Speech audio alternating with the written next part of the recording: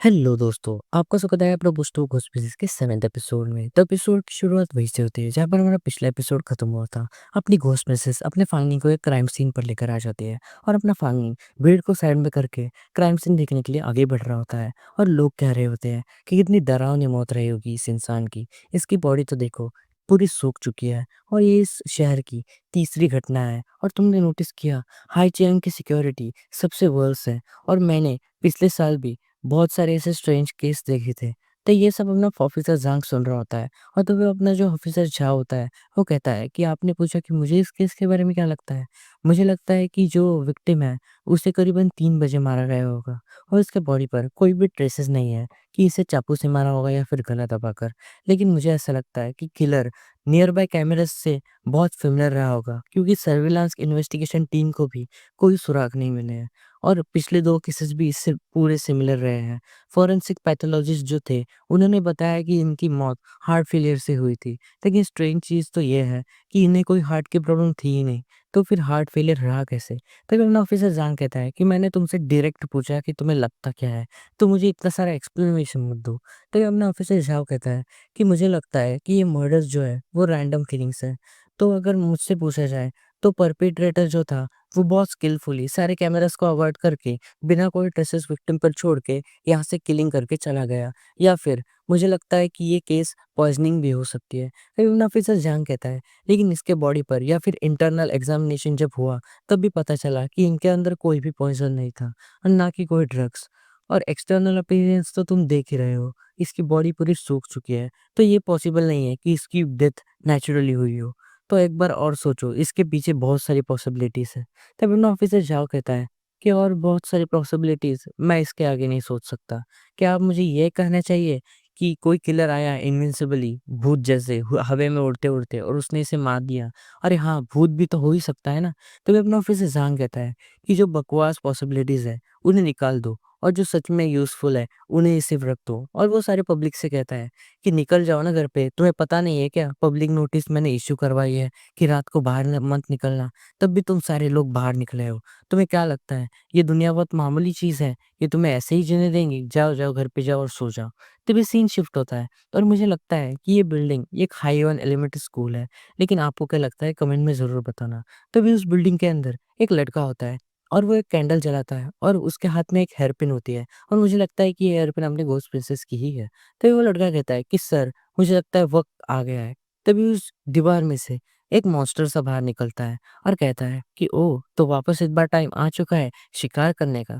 फिर वो लड़का कहता है कि ये ऑलरेडी बहुत डार्क हो चुकी है, तो प्लीज़ सर, आपकी जो तैयारियाँ हैं, वो जल्दी से प्रिपेयर कर लीजिए, ये किसी भी टाइम पर बिखर सकती है। और मुझे लगता है वो उस हेयरपिन की एनर्जी की बात कर रहा है।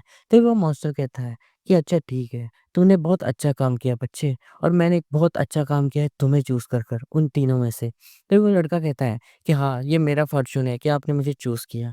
तभी वो भूत कहता है कि तुम मेरी मदद से तुम्हें पुलिस कभी नहीं ढूँढ पाएगी। और वो उस हेयरपिन के अंदर की स्पिरिट एनर्जी एब्ज़ॉर्ब करने लग जाता है और कहता है कि मेरे हाथ में तुम्हारी वज़ह से एक इनविंसिबल सोल वेपन लग गया और ये सोल वेपन करीबन 4th लेवल के स्पिरिट सोल को भी हरा सकता है, लेकिन उन बेवकूफ़ इंसानों को नहीं। क्या पता कहाँ से ये सोल हंटर्स टपक पड़े। लेकिन छोड़ो, मुझे इससे क्या है, आज हमारा लास्ट शिकार है और वो अभी शुरू होता है। तभी सीन शिफ्ट होता है एक बार में जहाँ पर अपना फंगनिंग बैठा होता है और कहता है कि तुमने सच में बताओ, तुमने वो बॉडी कैसे सेंस कर ली? और तभी अपनी घोस्ट फ्रेंड्स कहती है कि नहीं नहीं, वो ऑरा मेरे हेयर पिन का ही था। मुझे ऐसा लगता है कि उस बॉडी की जो हत्या है वो उसी इंसान ने की है जिस इंसान ने मेरा हेयर पिन चुराया होगा। और तभी वो कहती है कि बाहर मुझे वो हेयर पिन की एनर्जी बाहर सेंस हो रही है, वहां पर बाहर। तभी अपना फंगनिंग कहता है कि लेकिन वहां पर बहुत सारे इंसान हैं, उनमें से असलियत में कौन? तो अपनी घोस्ट फ्रेंड्स कहती है कि मैं ऐसे नहीं बता सकती, वहाँ पर बहुत सारे इंसान हैं, लेकिन उनमें से ही कोई तो एक है। तो वो अपना फाइनल कहता है कि वेटर, मुझे और कुछ नहीं चाहिए, और वो $1 छोड़कर वहाँ से निकल जाता है। तो वो वेटर कहता है, ये क्या सच में? तुम मेरे साथ एक मज़ाक कर रहे हो? तुमने कुछ ऑर्डर भी नहीं किया, सिर्फ़ तुमने एक पानी का ग्लास ऑर्डर किया और उसके बाद तुम घंटों तक यहाँ पर बैठे रहे और सिर्फ़ इतना सी एक फूटी कौड़ी छोड़कर यहाँ पर जा रहे हो। तुम इतने घटिया किस्म के इंसान कैसे हो सकते हो? फिर वो अपना फाइनलिंग उस भीड़ में आ जाता है और कहता है कि क्या तुम अब सेंस कर सकती हो उसकी एग्ज़ैक्ट लोकेशन? तभी अपनी घोस्ट फ्रेंड्स कहती है कि नहीं, यहाँ पर बहुत सारे इंसान हैं। मतलब ये अपना फाइनलिंग कहता है अच्छा ठीक है, मैं एक-एक करके सबके पास जाऊँगा और जब तुम्हें सबसे ज़्यादा एनर्जी सेंस हो तब मुझे बता देना। तभी अपने फांगनी के पीछे एक लड़की होती है और वो अपने फांगनी के पास आती है और कहती है कि हे हैंडसम, क्या तुम मेरे से ड्रिंक लेना चाहोगे? पैसे मैं ही दूँगी और ड्रिंक लेने के बाद हम कहीं पर जाएँगे प्राइवेट चैट करने के लिए। तभी अपना फांगनी कहता है, नहीं, नहीं आप गलत समझ रहे हो। तो वो लड़की कहती है कि चलो ना शर्माओ भी मत, मुझे लगता है अब भी तुम वर्जिन ही हो। तभी अपने घोस्ट प्रिंस जो है वो अपने फांगनी को ज़ोर से एक चिमटा काटती है और अपना फांगनी उस लड़की को दूर ढकेल देता है और वो लड़की दूर जाकर गिर जाती है। और तभी वहाँ पर एक गैंग आ जाती है और उस गैंग का जो लीडर होता है, वो कहता है कि बच्चे तुम्हारी हिम्मत को तो दाद देनी चाहिए। हमारे एरिया में आकर ही तुम लड़ाइयाँ करने लगे। तभी अपना फानी कहता है नहीं, नहीं ये सिर्फ़ एक मिसअंडरस्टैंडिंग है। मेरा कोई इरादा भी नहीं था लड़ाई करने का। तभी वो लीडर कहता है कि नहीं, नहीं कोई बात नहीं। तुम्हारी तो ये एज ही है लड़कियाँ छेड़ने की। चलो इस गेस्ट को मीटिंग रूम लेकर चलते हैं। और उनमें से जो एक मुस्टंडा होता है वो अपने आकर फांगनी के गले पर हाथ रख देता है। तो वो अपना फांगनी उसका हाथ पकड़कर मोड़ देता है और उसे जमीन पर पटक देता है। और ये देखकर वो जो लीडर होता है वो कहता है तो तुम्हारे पास बहुत सारे स्किल्स भी है, कोई बात नहीं, लेकिन इस प्लेस पर तुम्हारे स्किल्स काम नहीं आने वाले। और तभी अपनी घोस्ट प्लेस कहती है कि अनोइंग लोगों को हराने के लिए या फिर मार डालने के लिए क्या मैं तुम्हारी मदद कर सकती हूँ? तो उन्हें फांगनी कहता है नहीं, नहीं और प्रॉब्लम्स खड़े करने की कोई जरूरत नहीं है। और सारे लोग अपने फंगनी को मारने के लिए आगे बढ़ते हैं। और तभी अपना सीन शिफ्ट होता है एक बेवड़े के पास, जो कि रोड से जा रहा होता है और कुछ ना कुछ गुनगुना रहा होता है। और तभी जाकर वो अब एक इंसान से टकराता है और कहता है कि अरे यंग मैन, थैंक यू मुझे हिकअप देने के लिए। क्या तुम मुझे और एक हिकअप दे सकते हो? और वो इंसान और कोई नहीं, वही इंसान होता है जो उस बिल्डिंग में उस भूतों से बातें कर रहा था। और वो कहता है कि मुझे डर है कि तुम्हें हिकअप लेने का वापस एक बार मौका ना मिले। तभी वो मोटा कहता है कि क्या? और तभी वो जो इंसान होता है, वो उस मोटे के हाथ में एक हेयरपिन दे देता है और कहता है कि सीधा यहाँ से चलते जाना, तुम अपने घर पहुँच जाओगे। और वो मोटा सीधा चलते जा रहा होता है और तभी वो जाकर एक डेड एंड से टकराता है और कहता है कि क्या? मैं एक डेड एंड से टकराया अभी-अभी? और वो उस वो जो दीवार होती है, उसे छूता है। तभी उस दीवार में से 2 हाथ निकलते हैं उसी मॉन्स्टर के और वो मॉन्स्टर उस दीवार में से बाहर निकलता है और वो भूत कहता है कि सॉरी यार, आज तेरा आखिरी दिन है।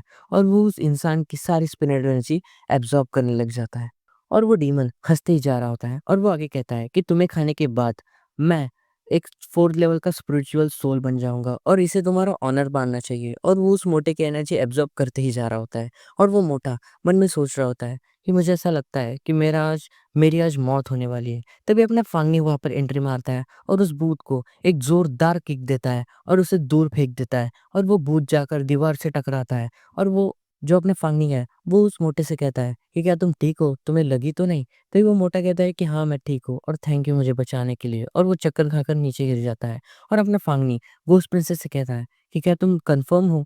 तो अपनी घोस्ट प्रिंसेस कहती है कि हाँ, इस भूत के अंदर है मेरी हेयरपिन। तो और तभी वो भूत जो होता है, वो कहता है कि अरे बच्चे, तू है कौन? क्या तुम एक सोल हंटर हो?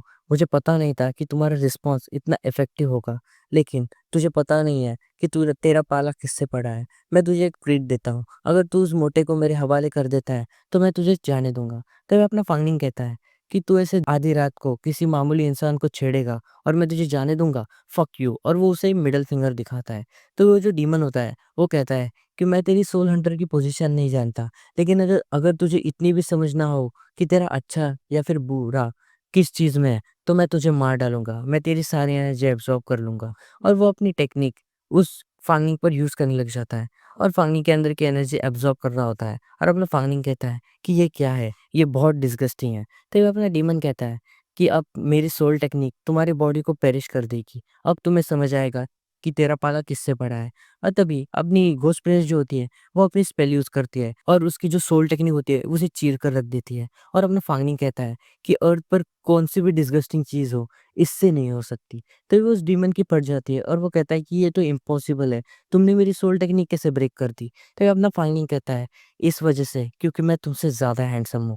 और वो अपने भूत पर अटैक करने के लिए आगे बढ़ता है और वो कहता है कि अब मेरी बारी है अटैक करने की। और वो ज़ोर से आगे बढ़कर अपने भूत पर पंच मारने ही वाला होता है, तो वो भूत डॉज कर लेता है और कहता है कि अभी नहीं, रुको एक बार। तभी अपना फांगनिंग वापस एक बार उस पर अटैक करने के लिए आगे बढ़ने ही वाला होता है, तभी अपने फांगनिंग की बॉडी के अंदर से अपनी घोस्ट मिसेस निकलती है और उस भूत की थोड़ी-सी एनर्जी एब्ज़ॉर्ब कर लेती है। और ये देखकर वो जो भूत होता है, वो कहता है कि तुम किस किस्म के इंसान हो? और इस भूत ने मेरी एनर्जी, जो कि मैंने 6 महीने से इकट्ठा करके रखी थी, वो इसने ऐसे ही एब्ज़ॉर्ब कर ली और मेरी सोल एनर्जी जो है, वो भी इनके सामने इनइफेक्टिव है। तो मुझे लगता है कि मुझे यहाँ से भाग जाना चाहिए। तभी अपना फंगिंग कहता है कि वो जो तुम्हारे पास हेयर पिन है, वो मुझे अभी के अभी दे दो, और वो अपने बूट के पास लेने के लिए आगे बढ़ता है। लेकिन वो तभी वो डीमन उसे डॉज कर देता है। तभी अपना फंगिंग कहता है, अच्छा कोई बात नहीं, अगर तुम नहीं देने वाले तो मैं खुद ले लूँगा। और तभी वो अपनी सोल पावर यूज़ करता है और उस डीमन को अपने पैरों में पकड़ लेता है। और तभी अपनी घोस्ट मिसेस अपने फंगिंग के बॉडी के में से अंदर निकलती है। तभी अपना फंगिंग कहता है, तो अब क्या करना है? तभी अपनी घोस्ट मिसेस कहती है कि कुछ नहीं, मैं इसे एब्ज़ॉर्ब कर लूँगी। और तभी वो उस डीमन को एब्ज़ॉर्ब करने ही वाली होती है। तभी वो डीमन अपनी बॉडी के अंदर से वो हेयरपिन निकालता है और उस हेयरपिन के अंदर से एक बीम सी निकलती है। लेकिन उस बीम को अपना फंगिंग और घोस्ट मिसेस दोनों भी डॉज कर लेते हैं, और इसी मौके का फ़ायदा उठाकर वो डीमन भाग जाता है।